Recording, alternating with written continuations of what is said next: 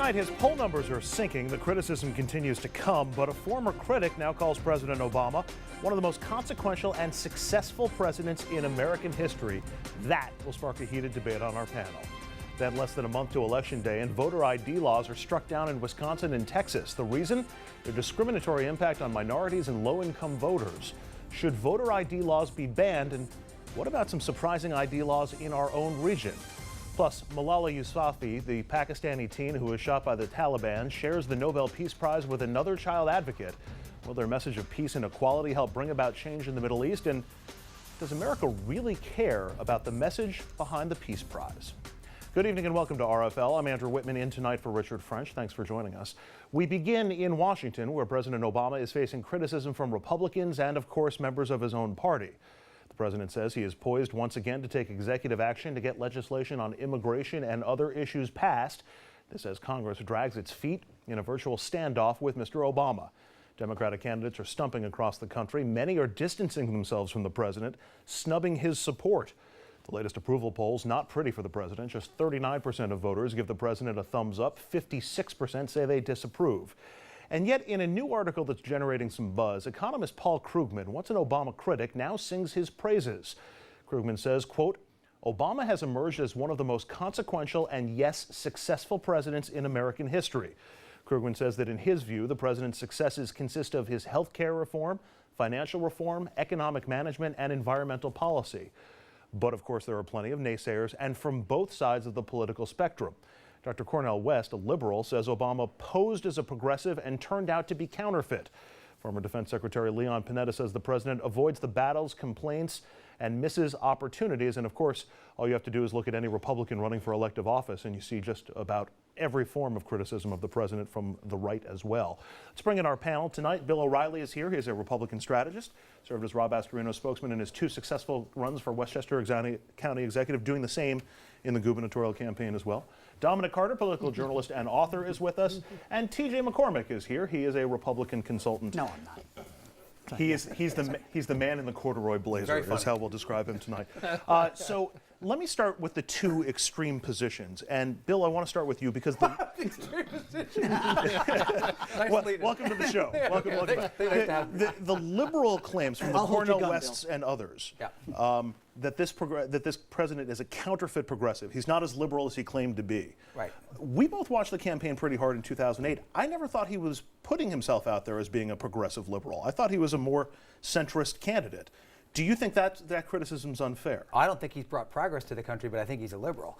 And I mean, thank God we don't have Cornel West in the office. You think he advertised himself as a liberal? He sold himself to voters that way? I think so. I mean, in the first term, he purported to be somewhat of a moderate. He said he was reaching out to Republicans, and I think that was the last time he did it. What I'm really amazed at is I've been reading Paul Krugman for the last 6 years. He's written nothing but the same column over and over and over again, saying we need to spend hundreds of billions of dollars and more money. So finally he writes something different. I think this one's as much of a dud.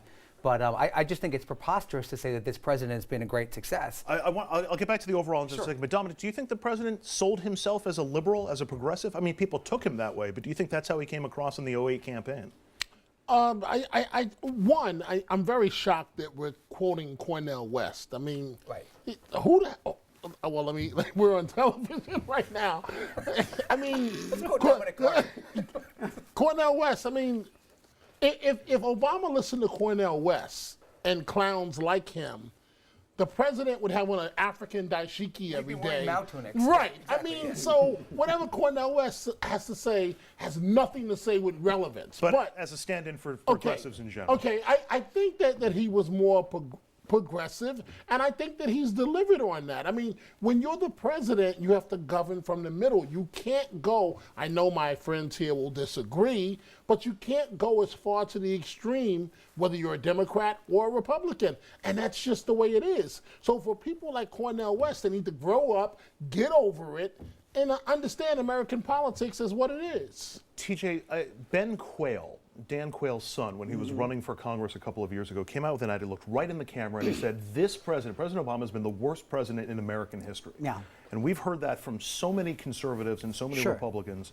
That seems like it's overstated as well. He's not the worst president we've ever had. He's so overmatched. He's so in over his head. Everything from his ability / desire to work with anyone, his complete lack of relationship building, which then leads to an inability to lead. The president has been everything that conservatives said he would be from day one. Overmatched, in over his head, can't get the job done. And listen, and two, by the way, look how Americans look around the world. They see the world falling apart. They hear about viruses coming over the border. We're not shutting down. We're not shutting down the. We're not shutting down the borders. We're not seeing action taken. For the last few years, leading from behind when it came to Libya and Syria, Andrew, and it translates to this guy can't get the job done. Andrew Johnson had Wait. Okay, but before these two, roll the snowball down the hill and it becomes this big, I just want to ask one question. The president's got a nice smile. Okay. But here's my question. He's somewhat tall. Let him ask his question. Here's my question. Let him ask his question. And it's a simple one. If Mr. Obama, the president of the United States, is so in over his head, what did that make the last president, President Bush? Riddle me that, corduroy man. That I bring texture to the table. Yes, all right. Go ahead. What does it say about? We're not talking about the So last he president. wasn't in over his head? We're not talking he about the wasn't in last over his president. head. The man that started the wars and as defined by some, got the country in this financial bring this mess. back to the original he question. had nothing to do with this. It's all Obama's Barack fault. Obama, the president of the United States. This is all you need to know about Barack Obama. The words came out of his mouth. There comes a point where you've made enough money. There is Barack Obama. There he is. He's a liberal. He's a runaway train Notice of he liberalism. didn't answer the question. He's beyond. I did. I said we're not neither talking about one of George them W. will Bush. answer that question. I'll answer the question. Okay. I don't think Barack Obama is the worst president in American history. I'd put Andrew Johnson. I'd put Obama as number 2. Wow. And then Jimmy Carter probably. That's where I would go. But gentlemen, this president, and I don't want to come across as a defender of him. It's a difficult job. We get it. But this president, by most definitions, inherited the Titanic sinking, and he saved it. Healthcare, the economy on the way back. Added a lot of part-time jobs. Okay, we got part-time jobs. Baby. Okay, We have a 1.7% recovery. I mean, I think he destroyed the healthcare system, frankly. I think he did an awful job with it. Well, but wait a minute. And yes, he inherited a horrific situation. There's no question about it. And I think the president has brought a good measure. He's brought a wonderful family to the White House. There's things he's done well. He's a calming influencer, a lot of good things. He's a thoughtful guy. I don't think he's been a great president. I think we need a better president in him right now. There's a lot going on, and I don't think people feel confident that he's really at the helm of the ship. And we need that. We all have to root for the president to do 39% that. is not due Republicans to and Democrats. due to rhetoric. 39% approval rating is It's not due to like due to guys Republican like us. opposition that fights him every step of the way. That's what it's due to. But he's undertaken everything now with his Remember pen in Mitch his phone. O'Connell? But the Remember the Republicans are the mantra ones that came supporting from him in the Middle East right now. The Republicans are supporting him. The Republicans are backing him in Syria and in Iraq. on one issue. It's an important issue. It's a It pretty is big an issue right important now. issue. Healthcare reform, by all measures, healthcare reform has expanded coverage. It has reduced cost. The economy is in a the economy. It's certainly slowed the increase of cost in the healthcare industry. We'll wait to see how it rolls out in further years. It has risen costs in individuals all over the country. But People have lost their plans. costs were People skyrocketing have lost their before plans, Obamacare. they've lost their doctors. People have lost. Healthcare costs were expanding and exploding at a greater rate before Obamacare. Democrats passed. wouldn't be avoiding this president on Obamacare if it wasn't a disaster. Democrats are fleeing from this guy all over the country. One Democrat today, I forgot which state it was, denied that she voted for him. Oh, that was in the Kentucky race. Right. But guys, the same thing. We all know that when Americans are unhappy, the party that's in power Pays the price. is the party that pays the price. No question. So it's okay to gang up on Mr. Obama, but if we're going to look at midterms, didn't the same thing happen to President Bush where Republicans ran from him at the midterm elections? It happens to every president. Right. No, to some extent. I just don't think that this president didn't go in there and put together the coalition, the bipartisan coalition that he described. He went in, he's kind of a loner. He's a very bright guy, but he's more of an academic than a leader. And he went in as a loner. He doesn't work either side of that. But let's be fair, Bill. Let's be fair. Were there really willing partners in good faith for him to form a coalition with? Were there really enough Republican actors that would have worked on health care reform, that would have worked on fiscal reform? Absolutely. The way it works is you go in with your positions and you fight ferociously for it, but at the end of the day you compromise. And that never occurred. They never got to the end of the day. Both sides just fought and then they separated. The president's first words going into the whole healthcare negotiation were something to the effect of, elections have consequences, and they're the ones who drove us into the ditch, so we got to take away the keys. They sat around that great table, and Republicans had nothing to say. They were not involved in the process. Right. And that's, I mean, I wrote a column recently saying that there's enough problems in the world right now where we need a strong president, we being all Americans, Republicans, Democrats, Independents.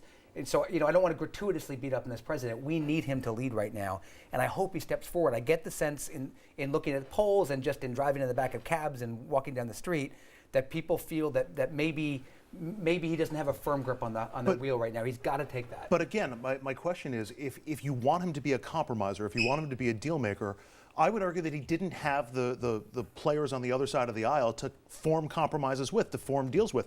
That the intransigence on the ideology was so great. I think on both sides. That the only compromise was going to be support our position on all these issues. I mean, on the healthcare thing, the president just went ahead. It was really a Pelosi plan, but he just went ahead and drove it down the throat of the whole country.